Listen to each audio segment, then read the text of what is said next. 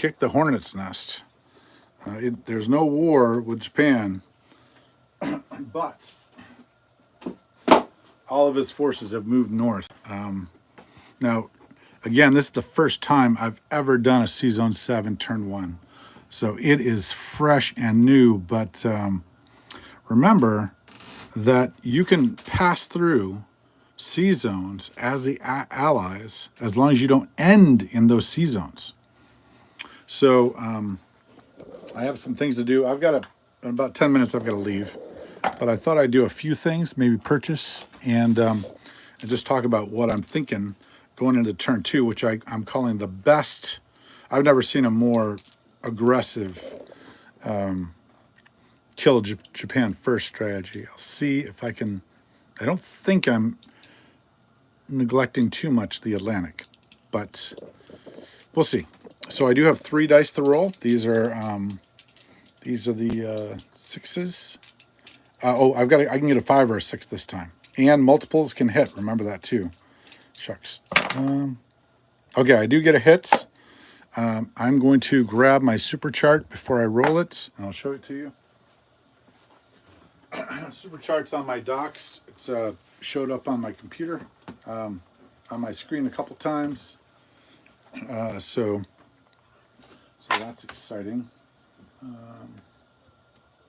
Okay, I'll show it to you. Got some great games I got to review. Even some that I lost are worth reviewing. So with some championship, I mean, they're way above my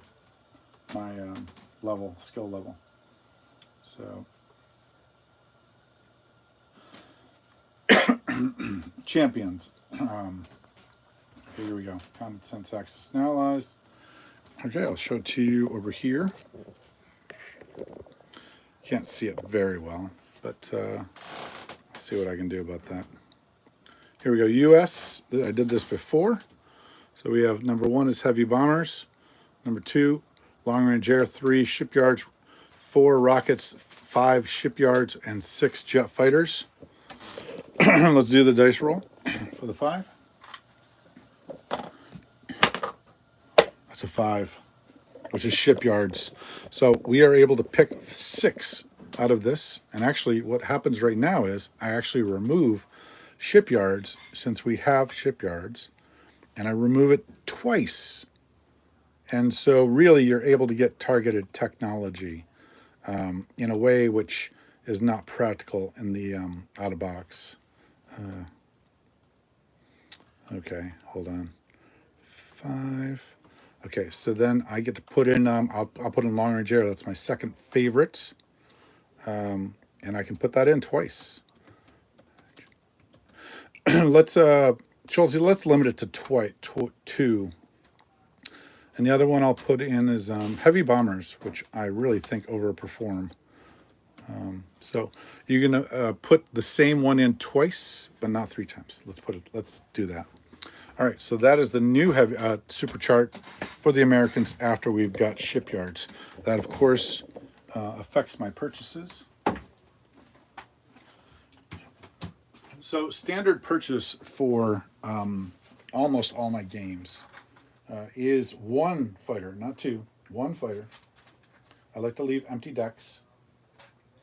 I'll use one of these ships. Standard, that's only 13 now.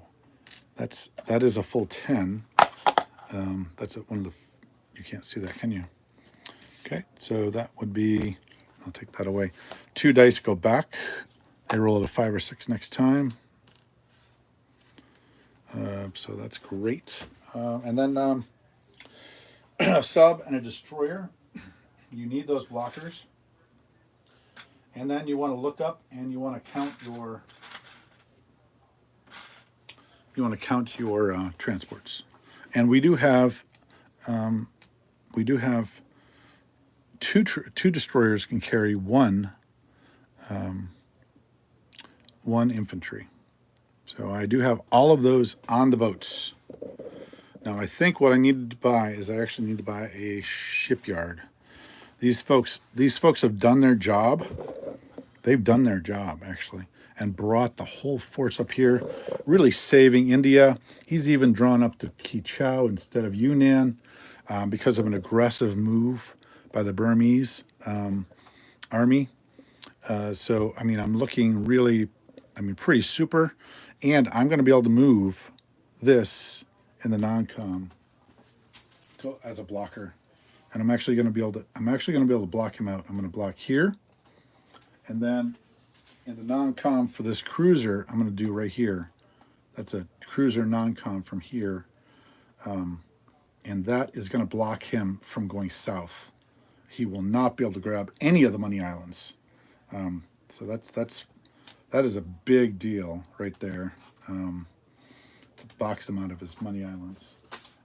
This I thought was really good in the sense that you take away the bombardment. This, with 3 infantry here, you really need 2 transports at least and 4 airplanes. And now with this blocker, he won't even be able to do it. So this is brand new. You know, I've never done this before, this aggressive. And so, you know, kudos to him for reacting to that mess, that aggression, these aggressive moves, and a push forward, falling back with the Chinese. Every front is alive, no break whatsoever for the Japanese. So I don't want to stay in that area, although take a look at this. 1, 2, 3, 4. He'd have to build more carriers to land these planes on.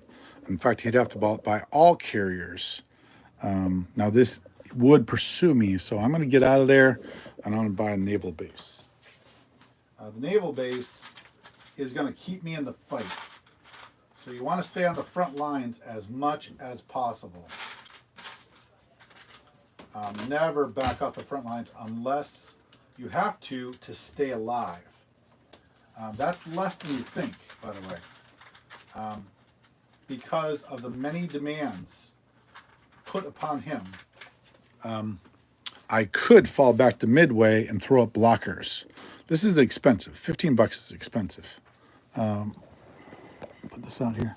This is expensive. So a $15 purchase. I could fall back to Midway and throw up blockers. I've got plenty of destroyers. The one complication is these two have to stay together. But and I didn't buy a destroyer blocker. So let's see if I can do that. I want to see if I can. I fall back to Midway, throw up the airplanes on the Midway. The subs are going to fall back. He's got 4 destroyers. I do not want those subs killed. Even though I'd love to leave them in position, what I want to do is be able to skirmish, him take away my subs, I take away his destroyers. Changing 6 for 4, for 8. But in inflationary terms, those subs are worth like a cruiser. So we've got a plane here I can use. And let me get this out of the action. I'm going to pull this back all the way. So I will fall back actually to Midway. The only thing about Midway is he can block as easily as I can. I could go to the Aleutians. This is a 1, 2, 3. And right here, this whole fleet could go to the Aleutians. But his aircraft couldn't. He does not want to lose that fleet. And that right now is about an equal fleet. Throwing up 2 carriers and a bunch of subs. So I might go to the Aleutians and throw up an airbase. That is another possibility. Yep, okay. Time's up. Probably going to the Aleutians, actually. I'd love to change things up. And we got to go.